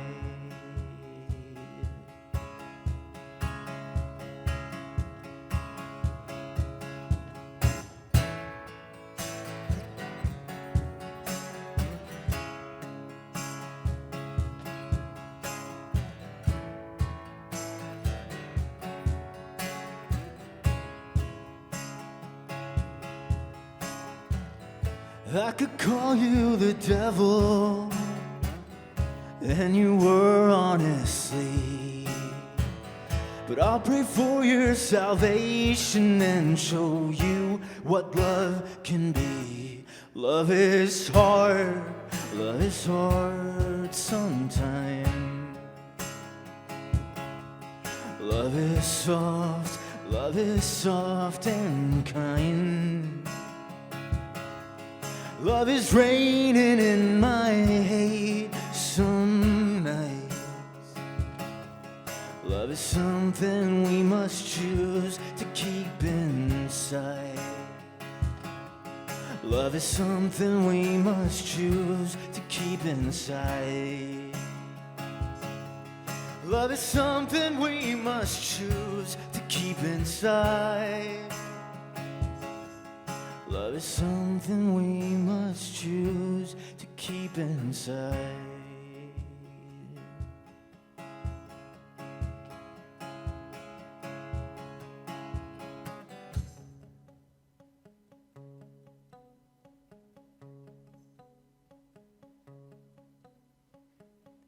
I could hate you forever for what you did to me, but I'm trying to be better and show you what love can be. Thank you.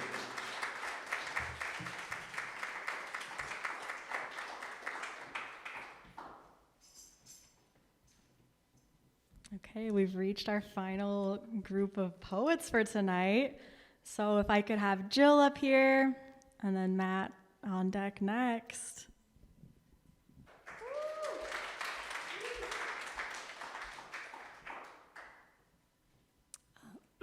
Oh, excuse me. Well, I guess I'm kind of short. My poem, I'm really honored to be here because I don't consider myself a poet, but trying to spread positivity through words. So I was really excited that I didn't even think that I would get picked. So My small micro poem is really just inspirational words, thinking about when people are on walks and sometimes you're alone with the voice in your head. And a lot of times that voice is not a positive one. So my words are just to remind you you can acknowledge that voice in your head without listening to it.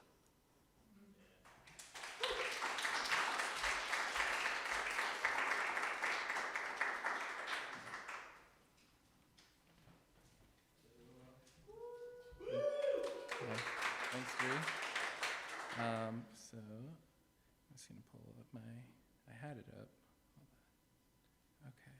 So I wrote a love poem. I've been with my wife for a decade and more. So I thought, what was the scariest thing I could share with people? And that was something that was very close to me.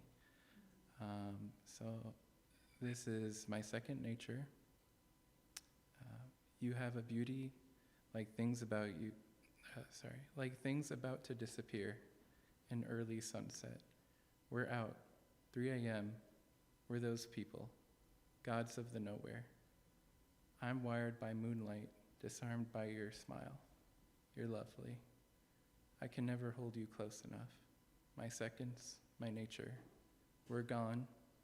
In the wind, we're sand, and we're always getting lost in tandem. Your glass, your hours.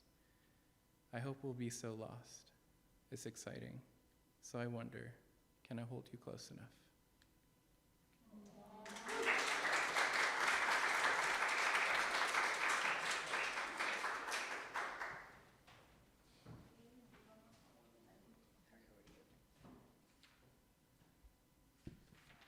Okay, I'm gonna read one last poem, and then Jorge will see us out tonight with one final song.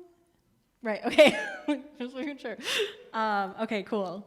And before I read this poem, I just again want to thank you all for coming and hanging out and participating in this really cool project. It means the world to me, and I just really appreciate all of you.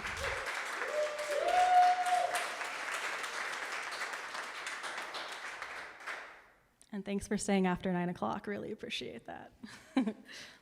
All right. This poem is called The Witch Who Grew Flowers from Her Hands. And this was a poem that I wrote when I was living back home on my family's farm when the pandemic hit. And I was immersed in nature after having been in a city for so long, and it was a really healing experience for me. Legend tells of a soft and strong witch whose vapid skin gave way to the most surprising of things. Impossibly so, vines sprouted from her scalp, tumbling down shoulders ripe with berries. Her belly blanketed by a bed of wispy moss, her legs tough as tree trunks, and between each stubby toe, a tiny beetle nestled. Of course, her arms carried the most, new twigs eager to reach towards the sun, unafraid to break new ground, the pain of new growth an afterthought when compared to the sweet baby mushrooms springing up from tired wrists and gorgeous buds bursting open, the fresh leaves of new flowers spilling from her fingertips. You'll feel her magic as it stops raining, the air heavy and damp and so precisely perfect, petrichor welcoming you as an old friend. Of course, as evening fast approaches, you'll feel her and the delicious golden rays of a truly sublime golden hour, the warmth seeping into the weariest of bones, and somehow she'll carry you home on her back of roses, the witch who grew flowers from her hands. Thanks.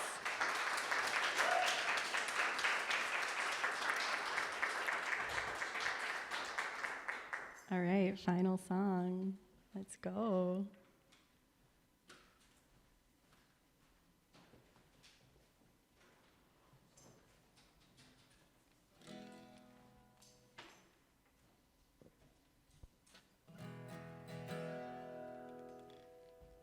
This is an explanation for my shirt.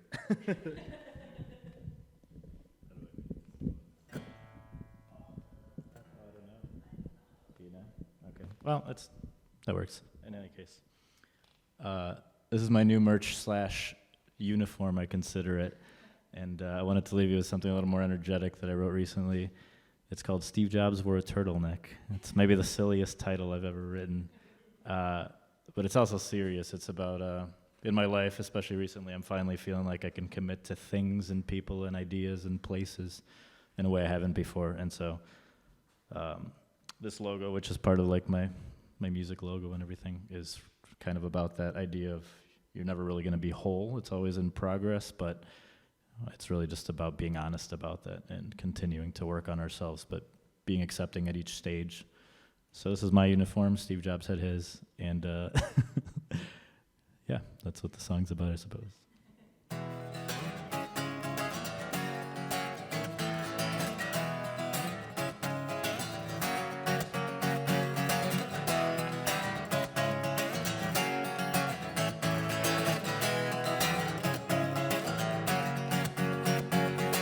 Steve Jobs wore a turtleneck. I think I finally get what that really meant. So I'm gonna stitch my little heart right on my sleeve. Tony Robbins says we're our best when we turn to give and give again. I'm gonna test that theory out until I leave. 'Cause I know I'll die someday. I wanna leave a mark. If I can't burn bright in history, maybe I can be somebody else's spark.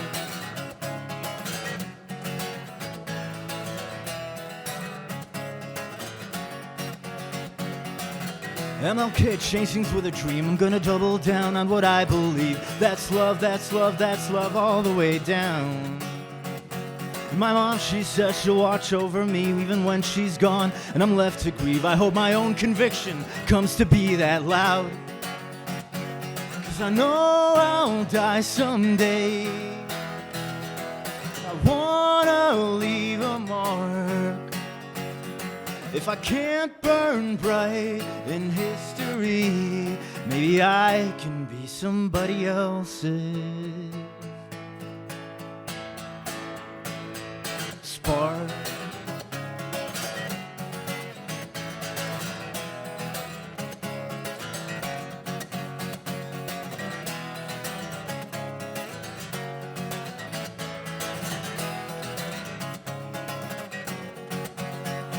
So if you feel like you're no good and your self-hate haunts you too, listen up right now, watch my mouth scream out. There are people in this room who love you. And me too.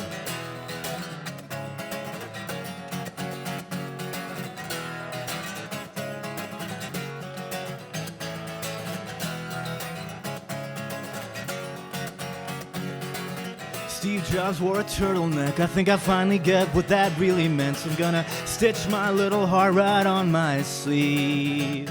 And I'm gonna bleed. I'm gonna bleed. I'm gonna bleed for what I believe. 'Cause I know I'll die someday. I wanna leave a mark. If I can't burn bright in history, maybe I can be somebody else's spark.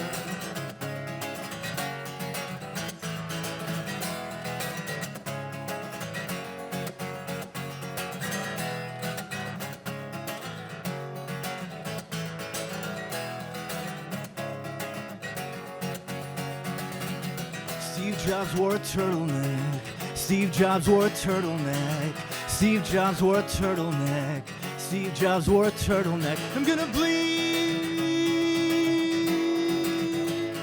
I'm gonna bleed. I'm gonna bleed for what I believe. 'cause I know I'll die someday. I wanna leave a mark. If I can't burn bright in history, maybe I can be somebody else's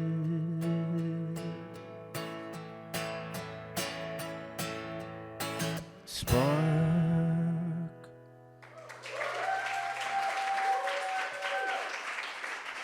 Thank you. I think I got to say this earlier when on one of the gigs I played earlier, but it's good to remember the impact you can have with like one good sentence to somebody. So you can always be the spark to change somebody's entire life in like one moment. So just to be kind. Thank you.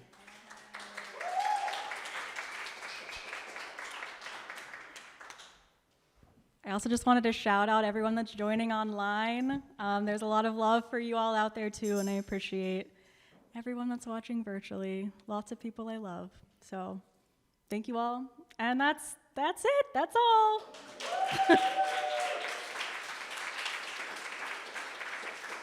Cool. Get some food. Check out the table with cool merch and stuff on it. Check out all the stencils, and make sure you see the poems on the sidewalks. Cool. Thank you, thank you.